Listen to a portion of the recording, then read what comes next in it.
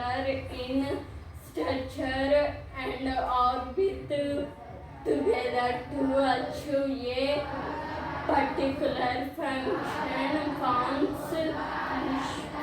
a tissue. Gland tissues. There are two types: meristematic tissue, permanent tissue. Meristematic tissue. Meristematic tissue consists of apical meristem, intercalary meristem, lateral meristem. Meristematic tissue. The growth of plants occurs only in a certain specific region is called meristematic tissue. Meristematic tissue are classified as apical meristem, lateral meristem, intercalary meristem. Apical meristem is located growing tips of roots and stems and increase the length of roots and stems. The width of roots and stems increased due to the lateral meristem. Intercalary meristem is only seen some plants located in near the permanent tissue.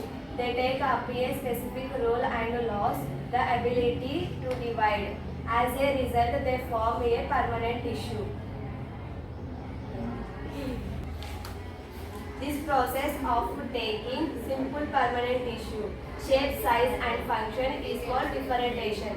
Differentiation leads to the development various types of permanent tissue. There are two types: simple permanent tissue and complex permanent tissue. Simple permanent tissue. A few layers of cell beneath the epidermis are generally simple permanent tissue. Parenchyma is most common simple permanent tissue. They are usually loosely arranged, thus large spaces between the cells, intercellular spaces, are found in tissues. These tissues are generally stored food. Simple permanent tissue. Simple permanent tissue has a subdivision: parenchyma, collenchyma, sclerenchyma. Parenchyma type is called parenchyma. The flexibility in plants is due to another type of permanent tissue is collenchyma. It allows bending of various parts of a plant like without breaking. And another type of permanent tissue is sclerenchyma. It is the tissue which makes the plant hot and stiff. We have seen the head of a coconut. It is made of sclerenchymatous tissue.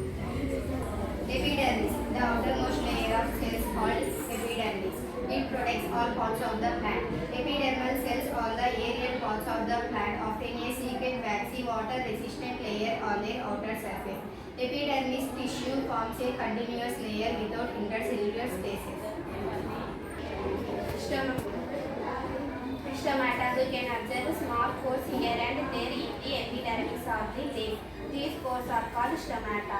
Stomata is enclosed by kidney-shaped cells are called quad cells. They are necessary for exchanging gases into the atmosphere.